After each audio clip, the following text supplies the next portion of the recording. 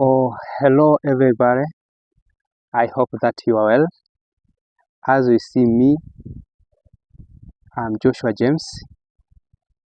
Nakupa karibu tena. Welcome back to my channel, Msomi TV. Basi katika channel hii leo tunaenda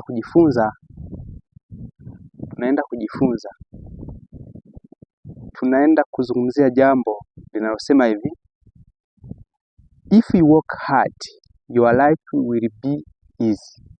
But if you work easy, your life will be hard. Ina maana gani? Endapo utafanya kazi kwa ulegevu, maisha yako yatakuwa magumu kiasi kwamba hata wewe hutoamini. Lakini endapo utafanya kazi kwa juhudi, kwa nguvu zote, maisha yako yatakuwa mepesi. Hii inatufunza nini? Ina maana ni kusema kwamba product ambayo unayo sasa, matokeo ulionayo sasa ya maendeleo ni juhudi zako ambazo ulifanya jana.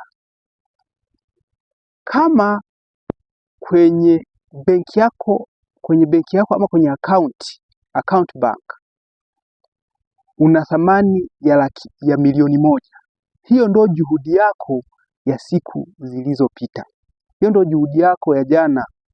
Kama una buku mfukoni, kama una shilingi 1000 mfukoni mwako, ina maana hiyo ni juhudi yako ya jana.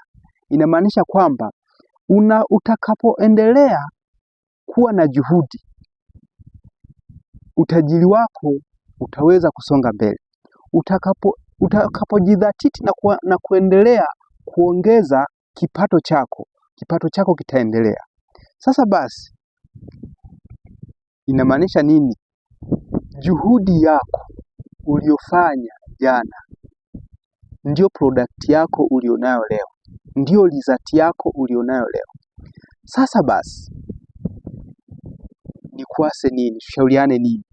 Ongeza juhudi kwa kile unachokifanya, ili kwamba your result, matokeo yako ya sasa yawe bora zaidi, au matokeo yako ya kesho yawe bora zaidi. Sasa basi, ni wakati wako. Hakuna mtu mwingine atakaye kuja kukusave katika maisha yako. Wewe ni wewe na mwingine ni mwingine. Kwa hiyo usisubiri kwamba kuna mtu mwingine atakuja kusaidia kimaisha.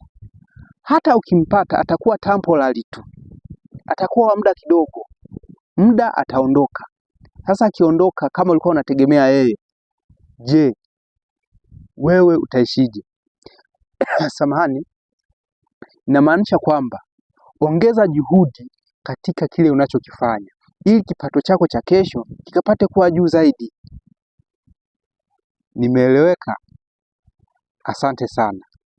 Je, nataka kujua juhudi zako ulizonazo sasa, unaona zitakupa product nzuri kwa siku ya kesho?